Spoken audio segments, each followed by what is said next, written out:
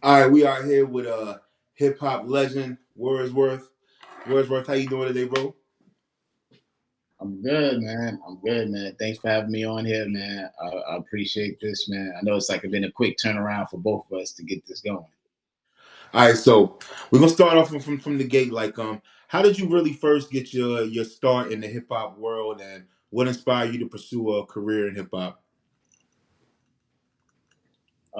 Really, man, it was started with like going to high school, and then when you get to that high school age, you starting to travel around the city a lot more. You travel a lot more because for us in New York, you're on a train a lot more. If you kind of like, if you're in a different city, a lot of people might be in their cars now. Now you got that license, you get with your friends, you meeting up. So around that high school area at that time, you start going to all open mics. Because now Yeah. you're able to go to the open mics, you know where everything's going on in your city. So I would say around my high school years is when I started really getting into getting my name known, and that's going to the open mics, man. So that's how I really got started going to open mics. What years is that, if you don't mind? That would be that would be like 90s, like early Yeah. 90s, mid 90s. So yeah, around that 93, 94, you going to open mics. So that golden era, everybody likes to say. So just being there. So go to New Eurekan, then you come outside, you rhyming. You go Yeah. to West Fourth, you come out, you rhyming. Like you walk around West Fourth. We used to walk around in the village for girls, just circling for hours. But within those hours, you're gonna bump into at least five, maybe six different ciphers that's going on. Um, and then you would just go to then you had like we just go to the Muse, wetlands. I mean, it was so many places to go, but overall, you couldn't go outside without like having some verses ready. Yeah, man. I think for a lot of us that find our identity as young men at that age when hip hop was at its peak and we were like forced into hip hopdom, and yeah, I know how it was for me, so I can't even imagine how it was living in New York going through that, man. But that's what's up. So can you share some insight into your creative process when it comes to you writing lyrics and creating your songs, and what it's like for you in the studio normally? Yeah, for me, it's really about listening to the beat and then figuring out what's going on, kind of like what movie scene is in my head. Hmm. So I'll listen and then I'm like, okay, all right, what's happening here? Is somebody running, somebody jumping? Is this about um what's going on in the streets? If it's something going on in the streets, okay, what's going on? Is it a story about uh Jack or Jill? So it's a lot of those things going in my head, and then it's also the fact of being a fan. So similar to you, I'm on that vibe of, did I hear this story before? Yeah. We've heard we've heard almost every story in the world about somebody or something. So you're always trying to figure out, all right, what angle can I come from with this story? So that's my process first. Then once I got that going on, then the next thing I start doing is jotting down some lines, and I'm like, okay, who am I talking about? I like to give maybe a name to the person. Sometimes I may not. Um, and then I started just thinking about listing some of the issues, and then you kind of treat it like a movie, a beginning, middle, ending, and that's the mindset: beginning, middle, ending, and what's that twist or plot to the ending?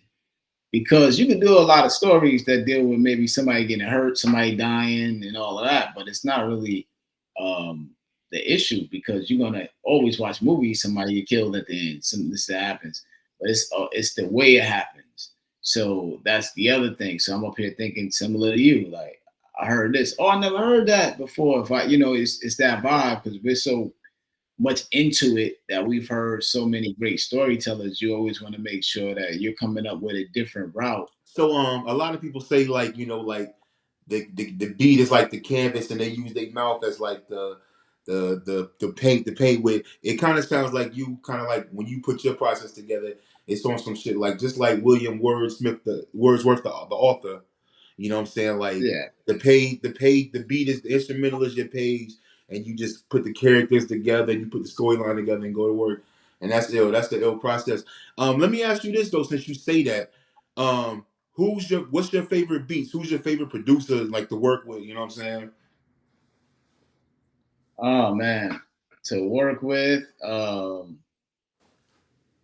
would say I gotta say one, my boy Donnell Smokes, who I did an album with. Of course, you know, our brother Herb Ford, who I got Yeah. songs with him. He know we got songs sitting there. We got songs together chilling. I would say the last project I did, Kels with the Heat, that album is real dope. And then I got another fellow, my boy Andy Rodriguez. We actually do songs for TV. So me and him pretty much primarily work on song placements for TV. So we had a placement in Bel Air last season. Mm-hmm. So you know, I try to just bounce around with different people who I feel have certain expertise in certain things. So like Andy is a master at making things with no samples. So then I got some people that are ill with samples, so I can't necessarily use those songs to pitch. So it's so many different arenas. Who And you else? talk Quincy you. Tones. I didn't mean to cut you off. Mhm. I thought but you used to want the Bel Air, like the remake Bel Air with the Fresh Prince out, like the drama. Yeah, That's ill. That's ill. That's ill. yeah, I didn't mean to cut you off. yeah. No, yeah. So that's kind of been some of my things. So I did Bel Air. I've had NCIS. So I got stuff in movies and stuff like that. So that's kind of like the other realm of it. So different producers. Sometimes I'll bounce around depending on what they have or what their specialty is. So I'm able to kind of like figure out who's for this job and things like that. So I kind of bounce around a lot like that.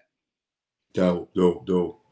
And so I know you've collaborated with a lot of people in the game. Even from like legends like Prince Paul to like OC from Digging in the Crates. Yeah. Who's your favorite person? What's your favorite collab track? Who's your favorite person that you collab with so far in the game? Oh man, I gotta shout out P.A. Drake. We got an album coming out and Stu Bangers. So those are real dope producers. Like as far as like they got big reputation. So shout out to them too. Collaborating got to be with Master Ace because Dope, we've dope. done albums together as EMC. So that in itself, that's like my big brother right there. So I would say Ace is pretty much on every project I've done. And I've always been a fan of Ace when I was young. So then to actually be in a group with him when I get older is just incredible. So I would say Ace is the top one.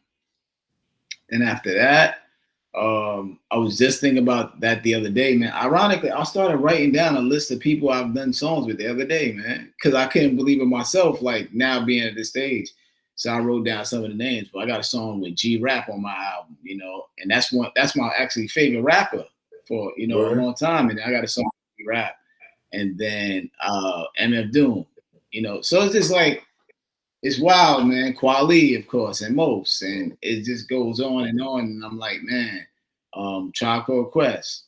So I'm always just blessed to being able to rap with the best. That's how I look at it. But my favorite, I would say my favorite is probably Ace because we've done albums together and rap on song. I'm on his latest album and everything too. Yeah. That's like I would probably you would say like Ray might say like Ghost is one of his best, like someone that you really go in with and make do projects with it will be your best. But I'm gonna tell you, G Rap, that's Yeah. one of those, yo. G Rap is one of those, yo. That's a good one. Let me tell you how that happened is so G Rap is like my favorite, right? So me and Pearl Gates, we did an album together called Champion Sound. Mm-hmm. So it just so happened that Gates, I did a hook on a G Rap song, and G Rap owed him a favor. So if I never met Gates, I probably never had a G Rap verse on the song for that favor. So that was kind of ill, man. And yeah, man, the song is crazy. It's called Champion But Sound. I think that's why it's important to network too for artists, man. A lot of artists be wanting to be in their box and don't really want to like go outside of their studio and they lab. It's good to collaborate. MCs pose a spark. You know what I'm saying? Yeah, yeah, yeah. I think you start to realize, especially in this time, like, what are you waiting for? Yeah. Really nothing to wait for. So, like I said, I got songs with me and Herb. I got a project coming out, another project with J Soul. I got a project with P.A. Dre. I got a project with Stu Bangers. all of those things are near completion. And You say you got then a project with Irv, a full project with Irv. I think I got like 5 or 6 songs with him sitting there. Yeah. Yeah, man. So we got about 5. I say at least 5. I think we got sitting there together. Yeah, you mentioned working with Irv, and Irv's from around my way. That's a big part of what my channel is about. Like, I call my channel Big Cast 910 TV. I named it Big Cast 910 out of respect for a young brother that I helped a lot when he was coming up named Rain 910. He's kind of pretty much like the second to blow under J. Cole. They kind of how they talk about the big three. They kind of talk about the big three where I'm from as J. Cole, Rain 910, and Moray as like the brothers that made it. And so Big Cast 910 TV, we kind of try to focus on, a lot of that Vietnam, North Cac shit. So if you don't mind, I want to play a classic right quick. Take like 3 minutes to play a classic and get your reaction to it, okay?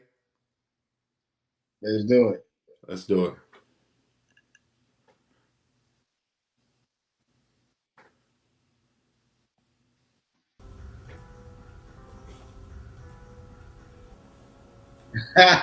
We are live here in lovely downtown Atlanta with Kazi, who is releasing a new single called So Real. It is very controversial, dealing with the issues that black youth are facing today. Kazi, tell me a little bit about that song. Nigga, that's just how I feel, no doubt. Word. It ain't lost. It's real out here though.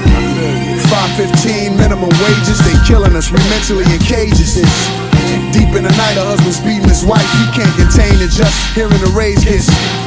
Turning the pages of Time magazine. People dying overseas, we lying with a disease. We floating like Nemo's in the sea. Forgot our minds were one of a kind, designed to achieve. Yeah, where I'm from, they pack a 9 up their sleeves. Swear a nigga dumb, end up in the trunk bleeding. And that's so real, like Keisha smoking reefer in Rose Hill projects. The time gets. Man, the kids haven't ate in 3 days. Bills ain't paid. She in the club on in a replay. She looking for thugs to give her leeway. But low self-esteem makes it easy to score. But we need more. So I kick down doors with the blood of a slave. Earn son in the game. The Nat Turner with black burners conceal it in my mind. Reveal it every time that I'm. So what, nigga, you wanna be a rap star? Gangsta grillin', a certified trap boy. Sign your name on that dotted line. You'll find that it ain't all peaches, nigga. It's to get cream or kill to get things. Well, I feel like it's important for, young black youth to speak with intelligence in music. It's something that's lacking right now in the art form. And what we're trying to do is So Real, myself, Wordsworth, Ford. We're just trying to bring back some street intelligence and some consciousness to the music. So that's what So Real is all about. But no still, they're my niggas. I mean, they're my people. I love them. Fuck if they thuggin'. Hustle for something. Properties and leverage. Knowledge like Socrates for our women and children. Brethren, I'm not here to tell you I got juice. I just produce, create, illustrate on a high level. I feel the same way too. Yeah. Genuine, authentic, the raw image of the Lord's Spirit written in the pure lyrics. These schools got our kids in it. Dressed fresh to death in class, but can't pass a quiz in it. What's taught in it? Their brains not absorbing it. Cause the sneakers they want, they teachers is more in it. Health-wise, even from red meat. Even read it before I eat it, but everything got pork in it. It's exhausting when it's not enough homes to live in, but enough ground for us to place coffins in. Good behavior, show your jail time, they shortened it. Cocaine weight on the scales, lines, they snorting it. Words with the truth from the booth, live reporting it. Flow without pausing it, dough without forcing it. Speak without forcing it, streets is supporting it. People endorsing it, cause I'm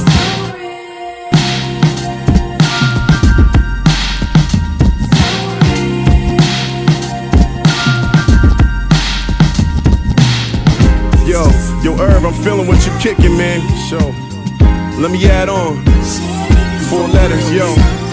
First of the month and the rent is due. The kids is hungry and they looking at you. It's just thinking back on them raw dog stunts I pulled. Waiting on my AIDS test result was just damn, so I gotta go for the gusto. Time to bully foot enough, laying in the cut, yo. Can't chase a buck frontin' thug with a butt flow. Won't stop till I'm rolling off the roof like nutso. When them hustlers was driving by, I'm walking to my 9 to 5 with pride. It's just cause over drugs and colors and streets we died. 2 million of us locked inside the stat. Tiger on the 18th, Bonds undercover. Big on the mic, a MJ at the buzzer. Called up my mother just to tell her that I loved her. She told me to stay a positive brother, and that's Yeah, cause in this world full of fakeness, I'm thinking to myself, how much longer can I take this? No plan B, so the only way to take it to the top, manifest my life dream and make it. Staying alive in these Baghdad streets, and today finding something to eat is just so real. Brothers jacking out here packing the steel, so every single breath I take I feel is just, yeah. Classic North Carolina shit too. So, like I said, shout out to Kazi too. But that bro. Shout out to Kazi, man, doing this acting thing, man. I love it. Yeah. But speaking about Ford, like I said, Round My Way Forward is a 910 fair and I'm legend, man. You gotta break it down to us, man. What's it like working with Ford and your partnership with him? Man, so I remember I got the first CD from him. I think it was like Big Beats or something like Beats, like with BEETS or something like that. I think it was spelled like that though. But like getting that CD first and then like listening like, yo, this beats is crazy, and then finally catching up and then getting to do music with him. And then he actually did some music on my second album, Knock on My Door. That's a big record that's on my second album. When I performed that, big record, man. So it's been dope just like doing songs with him for years. But then not only that, just really like talking to him about stuff, about just life stuff. We get on the phone and kick it about that. And then on my current album, he's on the song Me, Him, and Master Ace. So I love the fact that we get a dope song together with one of my favorites, maybe one of his favorites too. And then he's just mad creative, man. He's one of the best rapper producers that I know too. So and I always told him that. I was like, yo, you saying some stuff. You know what I'm saying? And I think he didn't know how dope he was too. You know what I'm saying? And even since that video that you just showed, like he's way better than that now with the songs he's creating and crafting. So that's what I love when he's putting stuff out. Yeah, so me and him, man, we're tight, man. Like we talk about everything under the sun. It's so dope to like do songs together. One of the last times that we hung out too, I came down there and did a show, but then we also was able to shoot a video for a song, and that's the last time I saw Kazi too. So we got a video that's out there lingering that somebody has to finish editing. But yeah, man, it's a great partnership with me and him, just making joints and making songs. And I just wanted to be more prolific and put the songs out that I'm hearing. Yeah. And I'm like, yo, he's saying some dope stuff on there. And that's really it. But yeah, man, anytime you need something from me, you can hit me up and vice versa. Well, speaking of Kazi, shout out to Kazi. Let's talk about Raucous. Because I know Kazi, I said that because I know Kazi put out a project on there too. But Raucous was incredible, not just incredible record label, but an incredible moment in hip hop, you know what I'm saying? So I know it played a significant role in shaping your career. Can you tell us about how you initially connected with those two brothers over there that started Raucous and how you got with the label and what was that experience like? Yeah, so I know people would think I was signed to Raucous, but I never was signed to Raucous, but I was on Raucous projects. Mm-hmm. So people maybe thought like, oh, I eventually get a deal. But also the Lyricist Lounge put out albums through there. So I'm on the Lyricist Lounge albums, I'm part of the Lyricist Lounge singles, and so on and so forth like that. And then the TV show was Lyricist Lounge, and that came out through Raucous. But Raucous was dope because back then you could go up to the office, you're hanging out, you're talking to people, you see everybody coming through the label. It was that independent label where you felt like, okay, I can get a deal here, hopefully, or they understand the music that I'm putting out. It was them and Fat Beats pretty much. And to this day, Fat Beats is still thriving. They're a big label. That's the thing. Shout out to them. They did a collaboration now. Fat Beats is with Rostrum Records. So Raucous was definitely, I don't think without them, you don't get a quality, you don't get a most at that time. Yeah. Well, you don't get a Lyricist Lounge album. Yeah, or the Sound Bomber. Yeah, very important. Yeah. Or the Sound Bomber, right? Which had Eminem, Thurston Howell, all these people. Yeah, salute. So as you mentioned the Lyricist Lounge TV show, I didn't know that Raucous that was actually their project too, but that's dope. But in my opinion, I love that. I love that. That was a moment in time too, and I love. It was kind of like if you're familiar with Whose Line Is It Anyway? It was kind of like Whose Line Is It Anyway, but with Yeah. MCs and a lot of great people. I mean, had Tracy Ellis Ross on there, all kind of shit. So, how did that show come about and you being on there? Yeah, so it's based off of the Lyricist Lounge was really a part of it. Rawkus didn't have no part in it, but the fact that they put the albums out, that's how they helped the Lyricist Lounge on that angle. But it came about from us recording the Lyricist Lounge ciphers. And during one of the ciphers that we did for the album, I actually was getting videotaped by my boys Wise Guy and Gaston, and I actually turned the wall behind me into like I was teaching an at-home video on how to write rhymes. Mm-hmm. So that was the first sketch. Got caught on video. And then there was like 20 other MCs in a room and they started raising their hand. Thurston Howell, AL, a whole bunch of people started raising their hand, asking me questions in rhyme. So then I would answer them back in rhyme as a teacher. So it was called the professor skit. And I'm teaching and I'm everything they say, but professor, I need to write a better rhyme. So I'd be like, well, you need to combine some better lines from your mind. When you write the rhyme, take your time and make sure how you design the lines, they all combine to sound fine. And then they would ask another layer, like, professor, I would just be able to answer them in a rhyme. And then every time I responded to them in a rhyme, that got caught on video. So then that video, another person that was down with the lounge at the time, Jacob Septimus, he was like, yo, I'm looking at this, this could be a TV show. Yeah. Now, back then, you didn't even think of a TV show as a rapper because you would have to get your record deal, then you get into movies and TV. Yeah. So I wasn't even thinking I could, remember that, right? So I wasn't even thinking that I could skip that. The tape goes to a guy, Jacob Septimus. He says, I think this could be a TV show. I'm like, yeah, all right. So I tell him straight up, yeah, all right, hit me when you think it's a TV show. I'm walking out because, I'm back there. I'm up here like, I got to get a record deal first, man. You talking about me going straight to TV. I can't even fathom that. And yeah, man, your music, it often reflects, personal experiences and social issues. Like, I really like the song You Got Skin, which is like, addressing like the issues that, we may have with complexion and the community and all that. How do you balance storytelling with making music that resonates with listeners and that they can bop to? I think the main thing that I learned a long time ago, man, I don't make music for this. I don't do underground music. Like I'll do like one song on the album that's like maybe a battle song, like it's bragging, but like overall I make songs that I think anybody can play for anybody. Having my wife, hear songs because she's the average listener. So yeah. if I feel like the song she can't understand it, then I know it's pretty much a no-go, right? She's the average listener. She's not into no underground. She's into whatever's pop culture stuff. So that helps out a lot. So doing a song like Skin, knowing that type of vibe, some people be like, man, I don't know if I would do that vibe. Me, I'm into whatever. But for me, it's the content I do to that type of beat. So that's how I gauge it. Like I'll do a song on that beat, but it got to be about something that fits and suits my cause and purpose of being here. So the Skin record, when I do it at shows, it comes on, it drops, and people are wondering like, yo, this is kind of crazy. Once they hear the hook come on, then they hear what I'm rhyming about. They're like, that suits him.